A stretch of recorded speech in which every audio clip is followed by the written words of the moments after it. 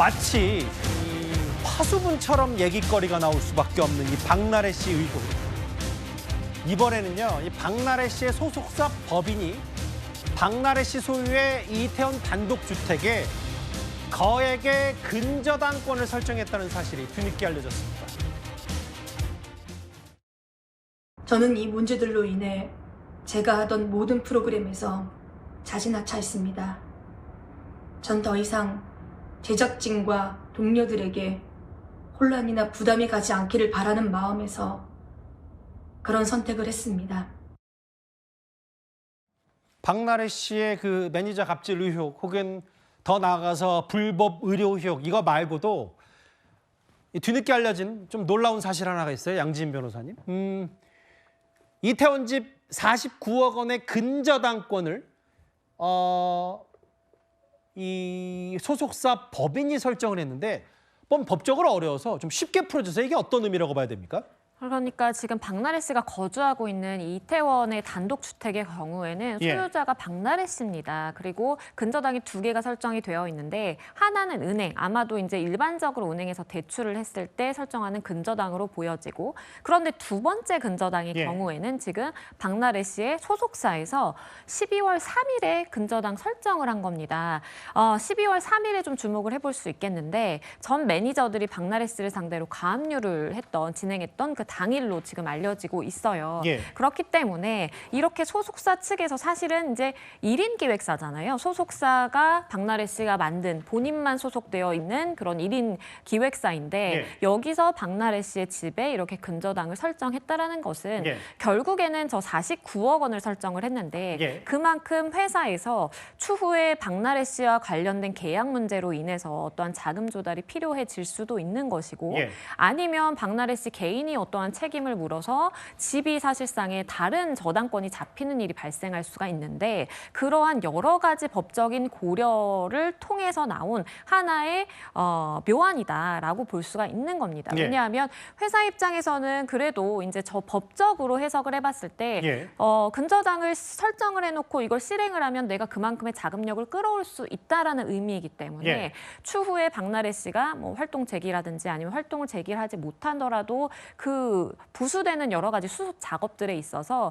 우리 회사가 이만큼 자금력이 있고 그래서 추후에 불거질 문제에 대해서도 자금에 대한 문제 없이 이렇게 해결해 나갈 수 있다라는 것을 보여주기 위한 하나의 이제 조치로도 해석이 될 수 있다라고 생각이 됩니다. 그럼 이제 법적인 거를 양지인 변호사가 설명을 해주셨으니까 이제 앞으로 만약에 박나래 씨가 만에 하나 이건 뭐 가정입니다만 복귀가 쉽지 않다고 하면 뭐 나머지의 부수적인 것들이 아까 애들어서 말씀하시면 위약금이라든지 뭐 이런 것들에 대해서 49억 원의 이태원 집을 묶어두면 그걸로 돈을 낼 수 있지 않냐는 취지인데 법적인 건 그렇고 그 안지원 기자님 제가 이제 선뜻 이 기사를 보고 조금 이해가 안 됐던 게 뭐냐면 뭐 법적인 건 그렇다 치는데 이 박나래 씨의 소속사가 뭐 대형 중소형 소속사여서 박나래 씨와의 뭐 거리두기라든지 이런 게 아니라 1인 기획사고 박나래 씨의 모친 어머니가 이제 대표로 알려져 있는데 그럼 이게 전 매니저들이 가압류를 신청한 당일에 근저당을 설정했다는 건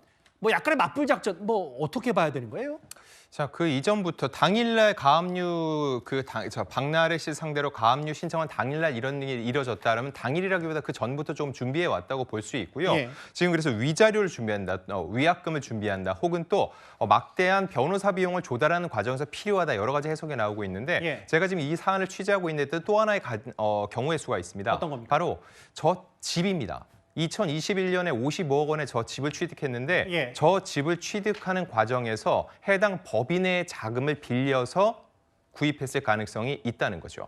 그러면은 왜 그 당시에 근저당을 설정하지 않고 지금 했을까를 놓고 봤을 때 그 당시에 어떠한 서류적으로는 돈을 빌린다라는 것을 서류 작업을 마무리해 놓을 수 있겠지만 가장 확실한 건 근저당을 통해서 내가 법인에서 돈을 빌렸다는 걸 입증하는 방안이거든요. 그게 만약에 돼 있지 않다면은 이런 일이 불거졌을 때 향후 이 법인에 대해서 수사가 진행될 수 있겠죠. 그 과정에서 돈이 왜 그쪽으로 흘러 들어갔는지 확인하는 차원에서 뒤늦게나마 근저당을 설정했을 가능성 역시 배제할 수 없습니다.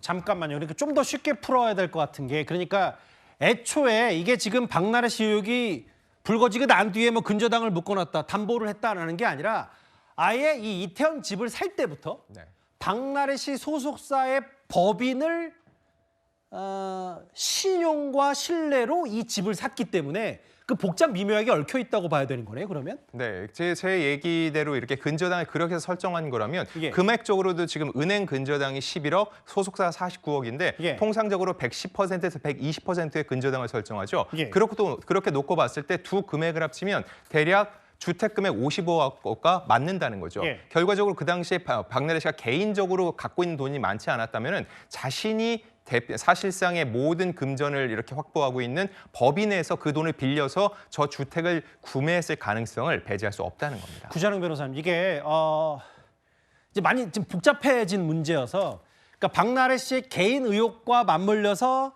박나래 씨의 1인 기획사 법인을 토대로 예전에 이 집을 샀다면, 만약에 박나래 씨가 또 다른 구설과 또 경찰 수사를 받고 여러 경제적, 법적으로 만약에 이제 그 불법 의료 의혹이나 처벌을 받게 되면 이 집도 상당히 위험에 놓이고 불편해질 수 있겠는데요. 그렇죠. 그러니까 사실상 일반 채권자들이 저 집에 대해서 집행을 하려고 들어올 때는 근저당권이 설정되어 있는 순서가 굉장히 중요합니다. 예. 근데 지금 보면은 매니저들이 가압류를 신청한 당일에 저당권을 설정했다 이렇게 돼 있잖아요. 예. 저게 굉장히 의미심장한 게 예. 가압류를 법원에 신청하면은 신청한 날 바로 가압류가 걸리지 않습니다. 보통 예. 한 일주일 이상 걸리는데 그럼 그날에 하면은 저 근저당권이 앞서요, 순위에서.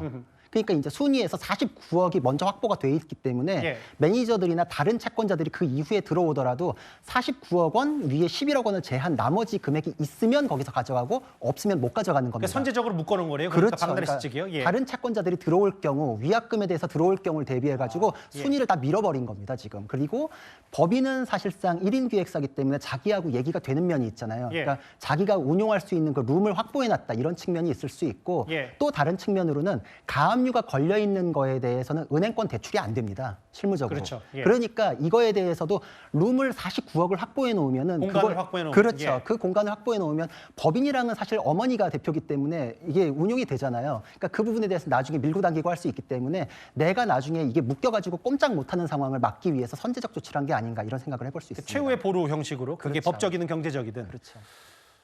알겠습니다. 지금 박나래 씨 관련 경찰 수사도 속도를 내고 있고, 최근에 뭐 연예 매니저 협회도 철저한 조사를 촉구한다. 박나래 씨의 이제 갑질 의혹이나 뭐 이제 주사 의무 의혹과 관련해서 주사 의무 의혹은 또 다른 출연진 연예계들로 확산이 됐는데, 알겠습니다. 의문의 49억 근저당 이태원 집 얘기에 저희가 한번 포커스를 맞춰 봤습니다.